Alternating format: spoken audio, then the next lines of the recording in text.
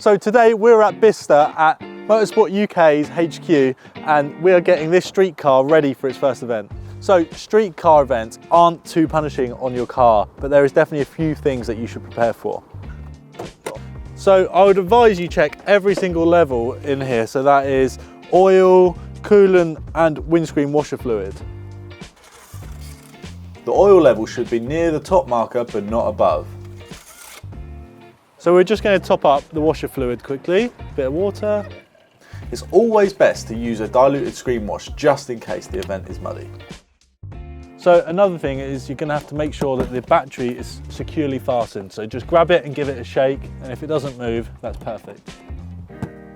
So after you've filled your washer fluid all the way to the top, you need to check your coolant level, and that needs to be between the minimum and the maximum. It's quite hard to see sometimes, so if you just give it a little bit of a shake, you can see the water line right between the minimum and maximum, so that's perfect. So now we're going to move on to the wheels, and you want to check if the tyre tread is optimal, so you've got enough to do the event and get home. And then you also want to check tyre pressures to make sure that they are to manufacturer's specification. So you also want to check that there's no loose items in the cockpit. So just make sure that they're either firmly placed in the boot or in the glove box. So I want you to check your seat belts by engaging them, plugging them in, and then just make sure, give a nice firm pull and just make sure they don't go anywhere.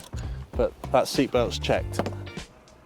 Test all light functionalities, including hazard lights, and there's no warning lights on your dash. So another thing to check is that the handbrake works, so the car can actually stay stationary whilst the handbrake's up. So last but not least, make sure you've got enough fuel to travel to and from the event. And make sure you display your competitor's sticker. So I'd recommend preparing a light toolkit to take with you in case you might need it at the event, but don't stress if you haven't got one, because there's lots of competitors that will help you out if you're in need. So I'd also recommend a basic first aid kit and to bring yourself a packed lunch or something to eat and drink whilst you're at the event. So for trials and cross country, dress appropriately, if that is even bringing a spare pair of boots in case it gets muddy and a rain jacket. Rallying can take place in both day and night, so make sure you've got a good torch, you've got yourself a map, a clipboard and something to write with. And an illuminated watch so you can see it in the dark. So it is very common for an auto test or an auto solo to be doing an event in a big open space where you have limited shelter, so it's really good to have either a waterproof container or a tent to put your belongings in.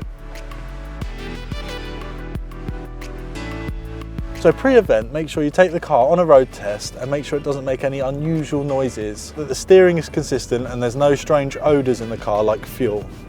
So it's always good just to do a few little brake tests and make sure that the brake pressure is A, good, and B, doesn't dart you off in one direction.